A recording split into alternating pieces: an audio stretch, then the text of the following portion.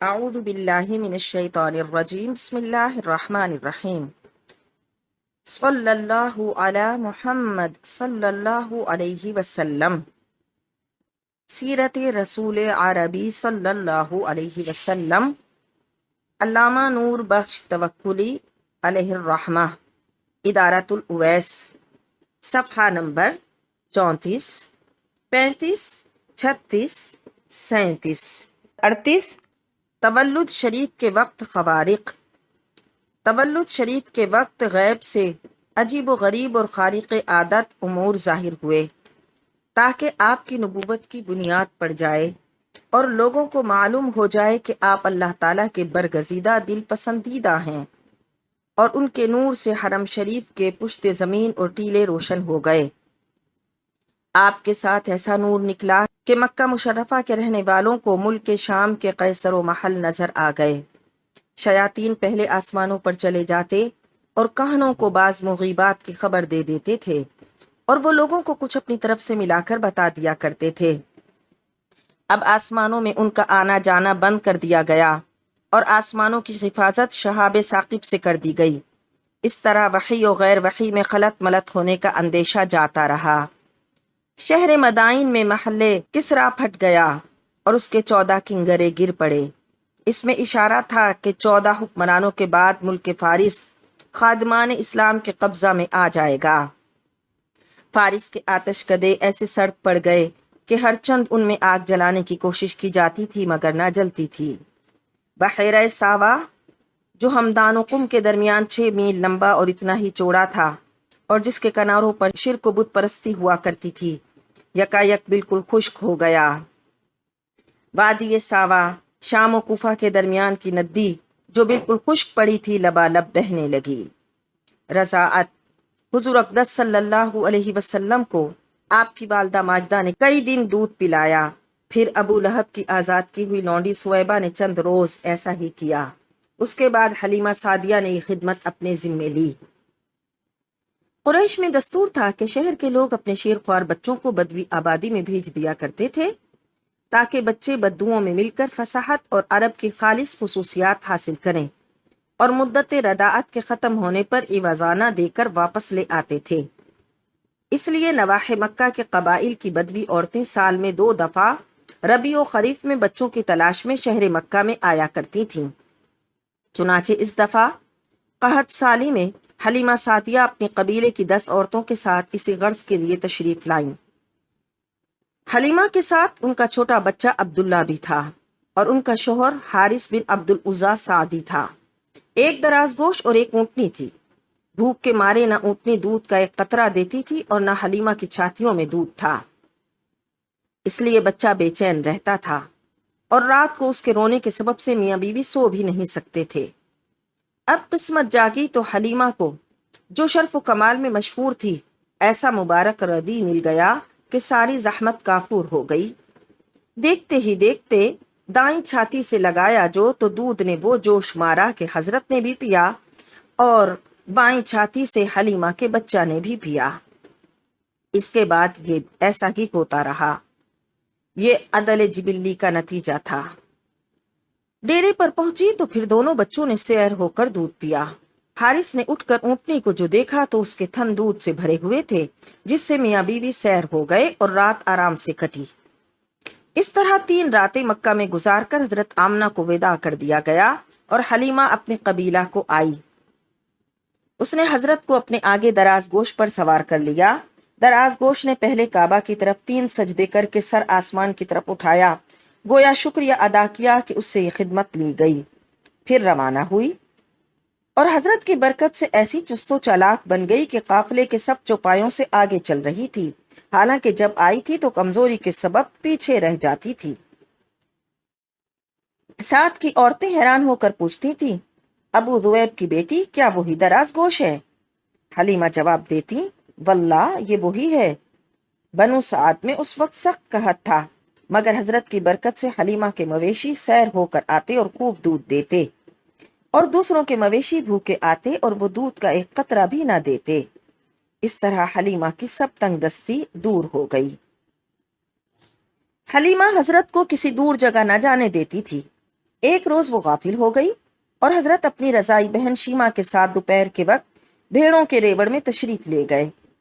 مائی حلیمہ تلاش میں نکلی اور آپ کو شیما کے ساتھ پایا۔ کہنے لگی ایسی تپش میں؟ شیما بولی اماں جان، میرے بھائی جان نے تپش محسوس نہیں کی، بادل آپ پر سایہ کرتا تھا، جب آپ ٹھہر جاتے تو بادل بھی ٹھہر جاتا، جب آپ چلتے تو بادل بھی چلتا، یہی حال رہا یہاں تک کہ ہم اس جگہ آ پہنچے ہیں۔ جب ہمارے نبی صلی اللہ علیہ وسلم 2 سال کے ہو گئے تو مائی حلیمہ نے آپ کا دودھ چھڑا دیا اور آپ کو آپ کی والدہ کے پاس لے کر آئیں اور کہا کاش تو اپنے بیٹے کو میرے پاس رہنے دے تاکہ قوی ہو جائے، کیونکہ مجھے اس پر وبائے مکہ کا ڈر ہے۔ یہ سن کر بی بی آمنہ نے آپ کو حلیمہ کے ساتھ واپس کر دیا۔ حلیمہ کا بیان ہے کہ ہمیں واپس آئے 2 یا 3 مہینے گزرے تھے کہ ایک روز حضرت اپنے رضائی بھائی عبداللہ کے ساتھ ہمارے گھروں کے پیچھے ہماری بھیڑوں میں تھے کہ آپ کا بھائی دوڑتا آیا، کہنے لگا میرے اس قریشی بھائی کے پاس 2 شخص آئے جن پر سفید کپڑے ہیں، انہوں نے پہلو کے بل لٹا کر اس کا پیٹ پھاڑ دیا۔ یہ سن کر میں اور میرا خاوند دوڑے، دیکھا کہ آپ کھڑے ہیں اور چہرے کا رنگ بدلا ہوا ہے۔ ہم دونوں آپ کے گلے لپٹ گئے، پوچھا بیٹا تجھے کیا ہوا؟ آپ نے بیان کیا 2 شخص میرے پاس آئے جن پر سفید کپڑے تھے، انہوں نے پہلو کے بل لٹا کر میرا پیٹ پھاڑ دیا اور اس میں خون کی پھٹکی نکال کر کہا ھذا حظ الشیاطین منک، یہ تجھ سے شیاطین کا حصہ ہے، پھر اسے ایمان و حکمت سے بھر کر سی دیا۔ پس ہم آپ کو اپنے خیمہ میں لے آئے۔ میرے خاوند نے کہا حلیمہ مجھے ڈر ہے کہ لڑکے کو کچھ آسیب ہے، آسیب ظاہر ہونے سے پہلے اسے اس کے کنبے میں چھوڑ آ۔ میں آپ کو آپ کی والدہ کے پاس لائی اور بڑے اصرار کے بعد اس حقیقت حال کو بیان کیا۔ ماں نے کہا اللہ کی قسم ان پر شیطان کو دخل نہیں، میرے بیٹے کی بڑی شان ہے۔ تعدد شق صدر۔ واضح رہے کہ حضور علیہ الصلاۃ والسلام کا شق صدر 4 مرتبہ ہوا۔ ایک وہ کہ جو بچپن میں ہوا، وہ اس واسطے تھا کہ حضور انور وساوس شیطان سے جن میں بچے مبتلا ہوتے ہیں محفوظ رہیں اور بچپن ہی سے اخلاق حمیدہ پر پرورش پائیں۔ دوسری مرتبہ 10 برس کی عمر میں ہوا تاکہ آپ کامل ترین اوصاف پر جوان ہوں۔ تیسری مرتبہ غار حرا میں بعثت کے وقت ہوا تاکہ آپ وحی کے بوجھ کو برداشت کر سکیں۔ چوتھی مرتبہ شب معراج میں ہوا تاکہ آپ مناجات الہی کے لیے تیار ہو جائیں۔ حضرت آمنہ کی وفات۔ جب حضور اقدس صلی اللہ علیہ وسلم کی عمر 6 سال کی ہوئی تو آپ کی والدہ آپ کو ساتھ لے کر مدینہ میں آپ کے دادا کے ننھال بنو عدی بن نجار ملنے گئیں۔ بعض کہتے ہیں کہ اپنے شوہر کی قبر کی زیارت کے لیے گئی تھیں۔ ایمن بھی ساتھ تھیں۔ جب واپس آئیں تو راستے میں مقام ابوا میں انتقال فرما گئیں اور وہیں دفن ہوئیں۔ ہجرت کے بعد جب حضرت کا گزر بنو نجار پر ہوا تو اپنے قیام مدینہ کا نقشہ سامنے آ گیا اور اپنے قیام گاہ کو دیکھ کر فرمایا اس گھر میں میری والدہ مکرمہ مجھے لے کر ٹھہری تھیں، میں بنی عدی نجار کے تالاب میں تیرا کرتا تھا۔ عبد المطلب و ابو طالب کی کفالت۔ ایمن حضرت کو مکہ میں لائیں اور آپ کے دادا عبد المطلب کے حوالے کیا۔ عبد المطلب آپ کی پرورش کرتا رہا، مگر جب آپ کی عمر مبارک 8 سال کی ہوئی تو انہوں نے بھی وفات پائی اور حسب وصیت آپ کے چچا ابو طالب جو حضرت علی کے باپ اور آپ کے والد عبداللہ کے ماں کی طرف سے بھائی تھے، آپ کی تربیت کے کفیل ٹھہرے۔ ابو طالب نے آپ کی کفالت کو بہت اچھی طرح انجام دیا اور آپ کو اپنی ذات اور بیٹوں پر مقدم رکھا۔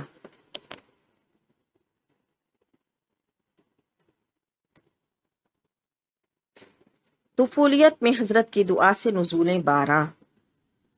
ایک دفعہ ابو طالب نے حضرت کو ساتھ لے کر بارش کے لیے دعا کی تو حضور کی برکت سے فوراً قبول ہوئی۔ چنانچہ کہا گیا کہ اہل مکہ قحط میں مبتلا تھے، انہوں نے آپس میں مل کر مشورہ کیا کہ لات و عزیٰ کے پاس چلو، بولے نہیں منات کے پاس چلو۔ یہ سن کر ایک خوب رو جید الرائے بوڑھے نے کہا تم کہاں الٹے جا رہے ہو، حالانکہ ہمارے درمیان باقیہ ابراہیم و اسماعیل موجود ہے۔ وہ بولے کیا تمہاری مراد ابو طالب ہے؟ اس نے کہا ہاں۔ پس وہ سب اٹھے اور جا کر ان کے دروازے پر دستک دی۔ ابو طالب نکلا تو کہنے لگے ابو طالب جنگل قحط زدہ ہو گیا، ہمارے زن و فرزند قحط میں مبتلا ہیں، چل بارش مانگ۔ کہا جاتا ہے پس ابو طالب نکلا، اس کے ساتھ ایک لڑکا تھا، گویا آفتاب تھا جس سے ہلکا سیاہ بادل دور ہو گیا۔ اس کے گرد اور چھوٹے چھوٹے لڑکے تھے۔ ابو طالب نے اس لڑکے کو لیا اور اس کی پیٹھ کعبہ سے لگائی۔ اس لڑکے نے التجا کرنے والے کی طرح اپنی انگلی سے آسمان کی طرف اشارہ کیا، حالانکہ اس وقت آسمان پر کوئی بادل کا ٹکڑا نہ تھا۔ اشارہ کرنا تھا کہ چاروں طرف سے بادل آنے لگے۔ برسا اور خوب برسا، جنگل میں پانی ہی پانی نظر آنے لگا اور آبادی و وادی سب سرسبز و شاداب ہو گئے۔ اسی بارے میں ابو طالب نے کہا وَأَبْيَضُ يُسْتَسْقَى الْغَمَامُ بِوَجْهِهِ ثِمَالُ الْيَتَامَى وَعِصْمَةٌ لِلْأَرَامِلِ، اور گورے رنگ والے جن کی ذات کے وسیلے سے نزول باران طلب کیا جاتا ہے، یتیموں کے ملجا و ماوا، بیواؤں اور درویشوں کے نگہبان۔ بعثت کے بعد جب قریش حضور اقدس صلی اللہ علیہ وسلم کو ستا رہے تھے تو ابو طالب نے ایک قصیدہ لکھا تھا جو سیرت ابن ہشام میں دیا ہوا ہے۔ اس شعر میں ابو طالب قریش پر بچپن سے حضرت کے احسانات جتا رہے ہیں اور گویا کہہ رہے ہیں کہ ایسے قدیم بابرکت محسن کے در پہ آزار کیوں ہو۔ شام کا پہلا سفر۔ جب حضور اقدس صلی اللہ علیہ وسلم کی عمر مبارکہ 12 سال کی ہوئی تو ابو طالب حسب معمول قافلہ قریش کے ساتھ بغرض تجارت ملک شام کو جانے لگا۔ یہ دیکھ کر آپ ان سے لپٹ گئے، اس لیے اس نے آپ کو بھی ساتھ لے لیا۔ جب قافلہ شہر بصرہ میں پہنچا تو وہاں بحیرہ راہب نے آپ کو دیکھ کر پہچان لیا اور آپ کا ہاتھ پکڑ کر کہنے لگا یہ سارے جہان کا سردار ہے، رب العالمین کا رسول ہے، اللہ اس کو تمام جہان کے لیے رحمت بنا کر بھیجے گا۔ قریشیوں نے پوچھا یہ کیسے معلوم ہوا؟ اس نے کہا جس وقت تم گھاٹی سے چڑھے کوئی درخت اور پتھر باقی نہ رہا مگر سجدے میں گر پڑا۔ درخت اور پتھر پیغمبر کے سوا کسی دوسرے شخص کو سجدہ نہیں کرتے اور میں ان کو مہر نبوت سے پہچانتا ہوں جو ان کے شانے کی ہڈی کے نیچے سیب کی مانند ہے۔ پھر اس راہب نے کھانا تیار کیا۔ جب وہ ان کے پاس کھانا لایا تو حضرت اونٹوں کے چرانے میں مشغول تھے۔ اس نے کہا آپ کو بلا لو۔ آپ آئے تو بادل نے آپ پر سایہ کیا ہوا تھا۔ جب آپ اس قوم کے نزدیک آئے تو ان کو درخت کے سایہ کی طرف آگے بڑھے ہوئے پایا۔ جس وقت آپ بیٹھ گئے تو درخت کا سایہ آپ کی طرف ہٹ آیا۔ پھر کہا تمہیں خدا کی قسم بتاؤ ان کا ولی کون ہے؟ انہوں نے کہا ابو طالب۔ بس اس نے ابو طالب سے بتاکید تمام کہا کہ ان کو مکہ واپس لے جاؤ کیونکہ اگر تم آگے بڑھو گے تو ڈر ہے کہ کہیں یہودی ان کو قتل کر دیں۔ لہٰذا ابو طالب آپ کو واپس لے آیا اور شہر بصرہ سے آگے نہ بڑھا، اور اس راہب نے حضرت کو خشک روٹی اور زیتون کا تیل زیادہ راہ دیا۔ حرب فجار میں شرکت۔ آغاز اسلام سے پہلے عرب میں جو لڑائیاں ان مہینوں میں پیش آتی تھیں جن میں لڑنا ناجائز تھا حروب فجار کہلاتی ہیں۔ چوتھی یعنی آخر حرب فجار میں حضور اقدس صلی اللہ علیہ وسلم نے بھی شرکت فرمائی تھی۔ اس جنگ کا سبب یہ تھا کہ نعمان بن منظر شاہ ہر سال اپنا تجارتی مال بازار عکاظ میں فروخت ہونے کے لیے اشراف عرب میں سے کسی کی پناہ میں بھیجا کرتا تھا۔ اس دفعہ اس نے اونٹ لدوا کر تیار کیے۔ اتفاقاً عرب کی ایک جماعت اس کے پاس حاضر تھی جن میں بنی کنانہ میں سے براد اور حوازن میں سے عروہ رحال موجود تھا۔ نعمان نے کہا اس قافلے کو پناہ کون دے گا؟ براد بولا میں بنی کنانہ سے پناہ دیتا ہوں۔ نعمان نے کہا میں ایسا شخص چاہتا ہوں جو اہل نجد و تہامہ سے پناہ دے۔ یہ سن کر عروہ نے کہا اقلب خلیع بجیر حالک، میں اہل نجد و تہامہ سے پناہ دیتا ہوں۔ براد نے کہا اے عروہ کیا تو بنی کنانہ سے پناہ دیتا ہے؟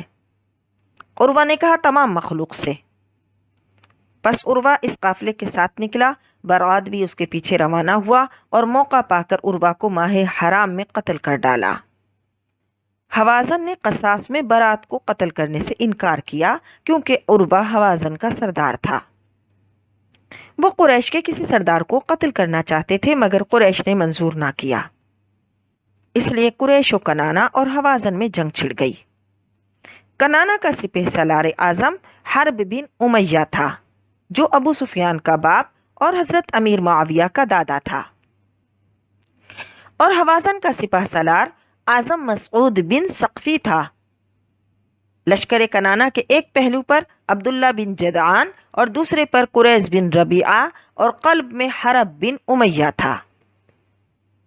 اس جنگ میں کئی لڑائیاں ہوئیں، ان میں سے ایک میں حضرت کے چچا آپ کو بھی لے گئے۔ اس وقت آپ کی عمر مبارک 14 سال کی تھی، مگر آپ نے خود لڑائی نہیں کی بلکہ تیر اٹھا اٹھا کر اپنے چچاؤں کو دیتے رہے۔ چنانچہ فرماتے ہیں وَكُنْتُ أَنْبَلُ عَلَى أَمَامَا، بعض کہتے ہیں کہ آپ نے تیر پھینکے تھے۔ بہرحال آخر میں فریقین میں صلح ہو گئی۔